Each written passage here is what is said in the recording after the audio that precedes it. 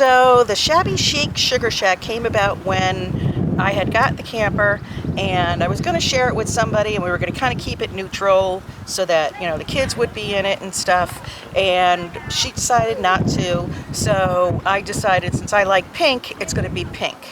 So then we're sitting around the campfire, and my brother-in-law is poking me and edging me on, and he's like, yeah, you should paint it. I'm like, yeah, it's going to be the Pink Panther. I'm like, no, not that. Yeah. I'm like, Shabby Chic Sugar Shack. Uh-huh. That and a glass of wine will get you anything.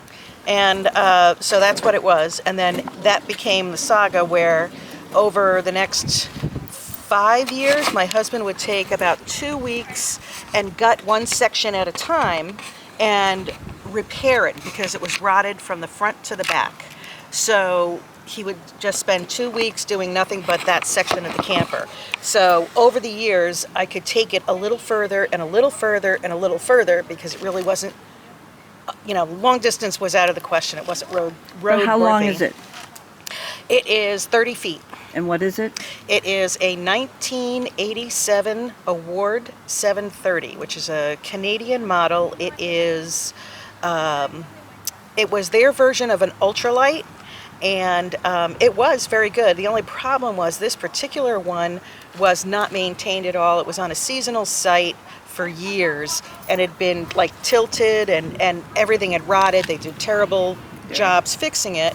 And because it's an ultralight, it has Luan wood that is vacuum sealed to the fiberglass. So that's great. That's what gives it its rigidity. But when the Luan gets wet, it just turns to dust. So over the years, as these leaks from front to back on both sides, it just all turned to dust. So the fiberglass was all wavy, and when we started opening it up, there was nothing left. All of the debris came out in contractor bags because it was dust. I mean, it was literally just scooping it up and taking it Dirty. out. Ugh. Yep. So he would reframe each section and make it a little safer, and then I would take it on short trips and things like that. And then the year I had gotten it, I went to the Country Living Fair in Rhinebeck, and that's when I met Sisters on the Fly. Cool. So I was like, oh, I am so in.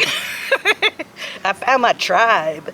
And so I immediately joined, and that was probably 2015. And I think I had the camper in 2012 or 2013.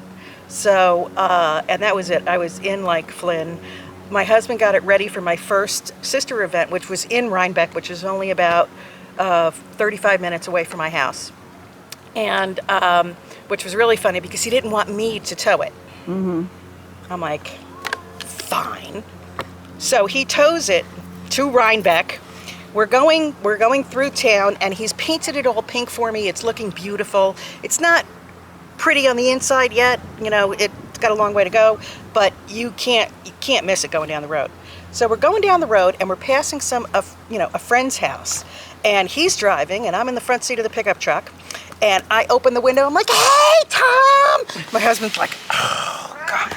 I'm so embarrassed. And so he drove it up there. I'm like, thanks, honey. And then, he dropped it off. At the end of the weekend, he came up and picked it up. And so it was pretty funny. I was like, there's no tow gene. I can tow. So I drive other things like ambulances and trucks, and I think I could tow the camper. All right, bud. So he kept working on it. He would, pick weeks or whatever to work on it, and he would do the most amazing work on it. He would complain and bitch all the time. But when I had joined Sisters on the Fly, they had asked me to host an event, and back then we had, I was 6119 is my number. Wow. So it was, earlier. I wouldn't say early because 4 digits. Mm-hmm. So they're like, oh, one of the girls in Connecticut, she has a small craft fair, and she wants one of us to go and exhibit there and stuff. I heard about that. Yes. So she just had her last one this April. and I went up and saw her, because for the first few years, it was outside in a field, and I would show the camper, and she had plenty of other people, but it was a nice draw. Yeah. And then the next year we added the camper and like a fly fishing tent. So I set up a big tent and staged it for fly fishing and stuff. And it was a very big hit. And so I did that a few years, and then I did the Country Living Fair, where the camper was being shown at the Country Living Fair, and there'd be like 2,000 to 3,000 people walking through the camper each day. Yeah. So that was fantastic, and she just got a lot of stuff going on, talk, whatever going on about it, and I just kept loving on it. And 2 years ago, during COVID, we kind of got to do a more major renovation where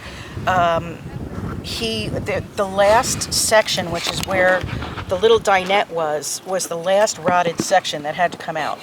And so he had gutted that, and I had a sister trip, and it was up in Pennsylvania, and it was at a dude ranch, so I didn't need the camper, and I brought the tent. And so I'm trying to spy on him with the Ring camera at home, but I can't see inside the camper what he's doing, and he wouldn't tell me. So he surprised me when I got back, and he had gutted that section and replaced it with a counter high bar area, and underneath was gigantic storage, and it increased the hallway, the walkway a little bit, and it just came out beautiful. And so with that, we had to redo. We had to add new counters and things like that. So then he did the template, he cut out all the plywood for the counters. Then I learned how to do the resin epoxy, and I made countertops. So they're white with hologram glitter in it. So when you look at them and there's no lights on or there's no sun shining on it, it looks like white with a little gray speckle in it. If you open it up, it looks like a rainbow on fire, and it just shines all over the place. And so I did all the countertops like that, and it just keeps evolving, and I am thrilled with it. And he doesn't complain anymore. Not only does he not complain, he bought a 30+ foot Airstream that weighs 8,000 pounds that he can't tow because his truck is too small, and my brother-in-law had to tow it with his truck. And he has gutted that, and he is redoing that. And for him? No, he wants to sell it, but I don't know. I think he wants to sell it, but and if not, he's going to end up having to buy a tow vehicle. Yeah. This particular one, I think, needs to be like a park model. Mm-hmm. He needs to sell it to somebody who's going to, one of the local campgrounds or use it as an Airbnb, that kind of thing. But he had been looking at this thing for years. He knew about it. One of his contractors told him about it, and said, yeah, this thing has been sitting in there forever, and blah blah blah. So he bought this gigantic thing for about $6,000, got it home last summer. I took pictures of it and just started teeing. Don't tell him I put it on the sister site just to show it off. I saw it. Yeah. It was in pretty dire straits, and he's got it gutted now, and he has been planning, and he does all custom carpentry and everything. So I can't imagine what this is going to be like when he's done. And so he's just enjoying doing the work. The work on this kind of gives him that mental break. His job is very stressful, and it's... I'm just borrowing your bathroom, guys. Enjoy. He enjoys working on it. It's more mental therapy for him. Absolutely. And Absolutely. For all of us. Oh, God, yes. All of us. I just love working on my van. Anything. It just... So let me just stay on focus for 1 minute. We got like 1 minute left. Why is it not here? Because what's going on? She's getting painted. She's halfway painted. We sanded all the old paint off. We had just used house paint. This time, because it is fiberglass, I spent a lot of money on fiberglass boat paint, which will seal that a little better, give it the shine and more water stability. So that went well. But when I went to tint the paint to make it pink, for the pink sections, that particular tint faded almost immediately. Like it wasn't UV stable. So even though it was mixed in with UV stable paint, that pigment just faded right off. So the pink had to be redone.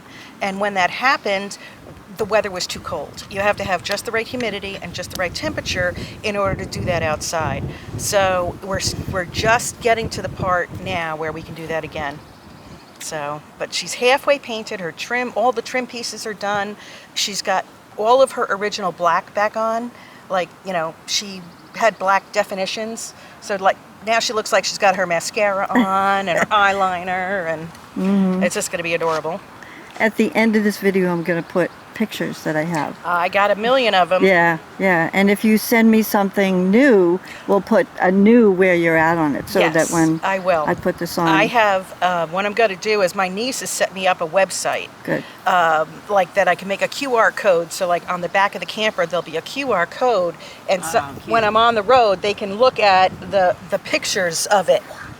So that they can, so my niece is good at that. I mean, I have 1,000 pictures of it. Most of them, a lot of them, because I've downloaded them from other cameras, computers, and things, are duplicates. But there's a lot of photographic documentation. But then you've got to really kind of pare it down so it's not overload. Yeah, right. You know. So you haven't made the website yet? The website's up. I haven't completed the website. Okay, so what's the website? I don't know. I got to look it up because I haven't used it yet. Okay. Like my niece does all Yeah, of if this. I can put that on the end, I will Yes, too.